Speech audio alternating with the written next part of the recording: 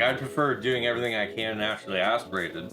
Yeah. Just because it's cooler. It's like I like natural aspirated. It's more of a challenge, and it's more of a standard power curve. Like anyone can take a stock 5.7 and put a safe blower on it. Yeah, and call it your safe zone of 7 or 8 pounds or whatever, and just add power. Yeah.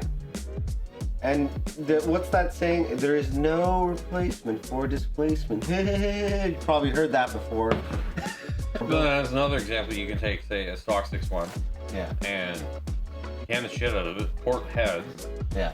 Ported intake, proper throttle body, have it all tuned together, run long tubes, and what you can do naturally aspirated state potential. I'm using a 6.1 as an example because I know an example of it.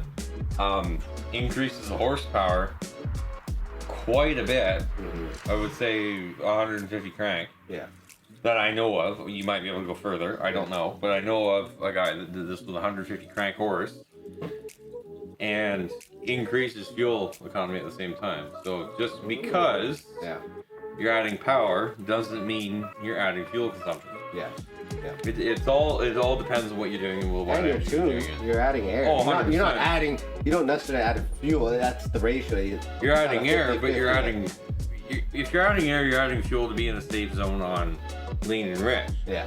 But there comes to a point where you make a certain amount of power without forcing air into it, yada yada, like in a naturally aspirated example where you're now making a proper amount of power, and you're not, if you're just regularly driving it, say you're going on a road trip with it, you're not ragging on all the time, because the engine makes so much more power, you're into the throttle less, and it actually balances out to being way better on fuel. Like I've heard of 6.1 Magnums getting 8 to 9 liters per 100. Oh, that would be beautiful, right? And that's 8 cylinders all the time. That's no MDS. Yeah.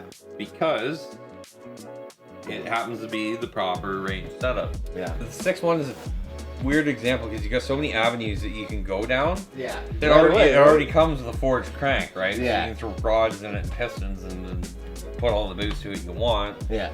You can do head work, but you don't really need to because they come with great, like they're the least flawed engine out of all the Hemi line. Like they're known to be reliable. They have no known fault. Yeah.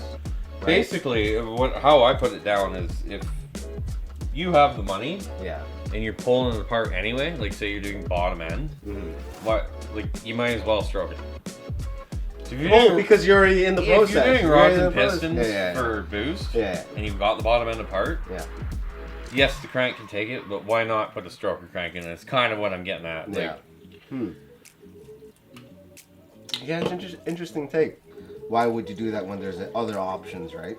But then you, like you said, while you're already in it, you could throw a kit.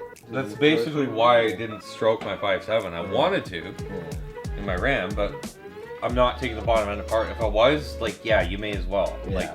But I didn't have the bottom end apart. There's no advantage on naturally aspirated if you're not already bothering with the bottom end. The bottom end was fine. Yeah. Yeah. No, that's a